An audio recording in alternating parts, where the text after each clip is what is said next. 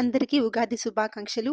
ఈ విశ్వావసనామ సంవత్సరం మీ అందరికీ ఎంతో మంచి చేకూర్చాలని కోరుకుంటూ ఇవాళ మీకోసం పూర్ణం బొబ్బట్లు. ఈ నేతి బొబ్బట్లు ఖచ్చితంగా 3-4 డేస్ స్టోర్ చేసుకోవచ్చు. స్టోర్ చేసుకున్న తర్వాత కూడా చాలా ఫ్రెష్ గా సాఫ్ట్ గా ఉంటాయి. ఒక కప్పు పచ్చిశనగపప్పు 2 అవర్స్ నానబెట్టుకుని 2 కప్స్ వాటర్ వేసుకొని కుక్కర్ లో 4 to 5 విజిల్స్ పెట్టుకోండి. ఇప్పుడు ఒక మిక్సింగ్ బౌల్ లో 2 కప్స్ మైదా వేసుకోవాలి. ఒక కప్పు మైదా, ఒక కప్పు గోధుమ పిండి కూడా తీసుకోవచ్చు. 2 టేబుల్ స్పూన్లు బాంబే రవ్వ, పసుపు, ఉప్పు వేసుకుని ఫస్ట్ కలుపుకోండి. తర్వాత కొంచెం ఆయిల్ వేసుకొని ఒక 2 to 3 మినిట్స్ ఇలా బాగా కలుపుకోవాలి. తర్వాత గోరువెచ్చటి నీళ్లు వేసుకుంటూ ఇది ఒక సాఫ్ట్ డో లాగా మిక్స్ చేసుకోండి. ఇప్పుడు పైనుంచి కొంచెం ఆయిల్ వేసుకొని ఈ డోన్ అంతా ఆయిల్ లో బాగా మునిగేలాగా ప్రెస్ చేసుకోండి. ఇప్పుడు ఒక టీ స్పూన్ ఆయిల్ పైనంతా అప్లై చేసి కవర్ చేసి ప్రెస్ చేయండి.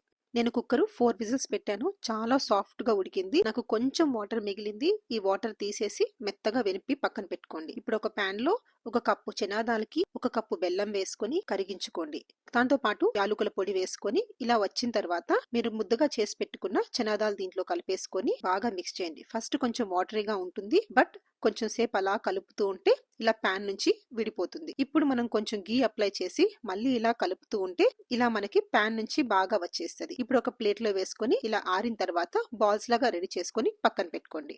మనం ఫస్ట్ ప్రిపేర్ చేసుకున్న ముద్దని మళ్ళీ ఒకసారి ఇలా ఫింగర్స్ తో బాగా ప్రెస్ చేసుకోండి. ఇప్పుడు మనం పున్నం పిండి కన్నా కొంచెం చిన్నదిగా ఉన్న సైజులో బాల్స్ గా ప్రిపేర్ చేసుకొని ఇలాగా ఒక పార్చ్మెంట్ పేపర్ పైన నేను ఇది పెట్టి ఇలా సైడ్స్ అంతా ప్రెస్ చేసుకొని సెంటర్ లో పూర్ణం పిండి పెట్టుకొని మొత్తం కవర్ చేసుకొని మిగిలింది ఎక్కువగా ఉంటే తీసేయండి, లేకుంటే పైనే ఉంటే ప్రెస్ చేసేసుకొని మొత్తం పూర్ణం పిండి అంతా స్ప్రెడ్ అయ్యేలాగా ప్రెస్ చేసి కొంచెం ఆయిల్ వేసుకొని మళ్ళీ ఇంకొక పార్చ్మెంట్ పేపర్ ని పైన వేసుకొని ఇలా ఫింగర్స్ తో లేదా పామ్ తో కానీ మీరు మంచిగా స్ప్రెడ్ చేయండి. ఇది ఎంత ఫ్రీగా స్ప్రెడ్ చేస్తే అంత మంచిగా వస్తుంది. చూడండి ఎంత పర్ఫెక్ట్ గా వచ్చిందో.